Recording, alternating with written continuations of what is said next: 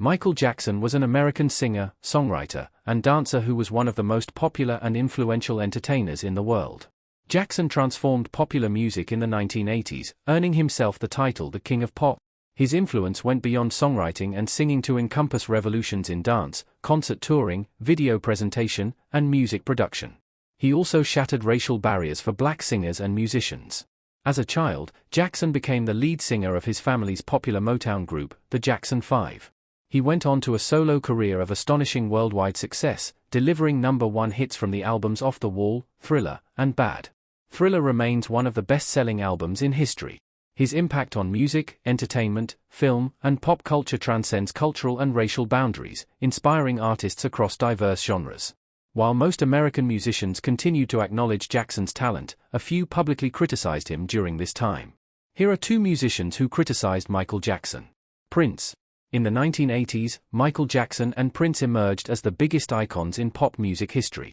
Their impact extended beyond commercial success. They were innovative musicians who pushed boundaries and transformed the music landscape. Prince, who rose to fame alongside Jackson, shared a complicated rapport with him.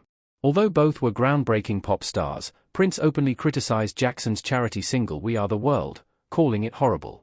This animosity was so intense that he struggled to express any sympathy following Jackson's death. The rivalry between the two may have begun in 1985 when Jackson invited Prince to join the USA for Africa charity single, We Are the World, which Prince declined. Shortly afterward, Jackson sought Prince's collaboration on his 1987 single Bad and wanted him to feature in the music video. However, the part ultimately went to Wesley Snipes after Prince said no. In a 1997 interview with comedian Chris Rock, Prince humorously remarked, "That Wesley Snipes character, that would have been me. Now, you run that video in your mind." A notable moment in their relationship occurred in 1983 when James Brown invited them both to perform together. Jackson expressed embarrassment over Prince's performance that night, humorously recalling it as a foolish spectacle. Jackson would later state that he disliked being compared to Prince, highlighting the ongoing tension between the two artists.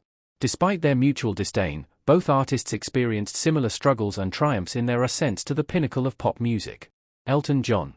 Elton John's latest autobiography, titled Me, Elton John, reveals many startling truths about his experiences in the entertainment industry. Elton John and Michael Jackson had a complex friendship. They were part of the same social circles and were friendly for a period, but Elton grew critical of Michael's actions, especially in his later years. In the book, he reflects on the late Michael Jackson, describing him as mentally ill and a disturbing person to be around. "I had known Michael since he was about 13 or 14, John recalls. He was the sweetest kid imaginable. However, over the years, he began to isolate himself from the world and lose touch with reality, much like Elvis Presley did.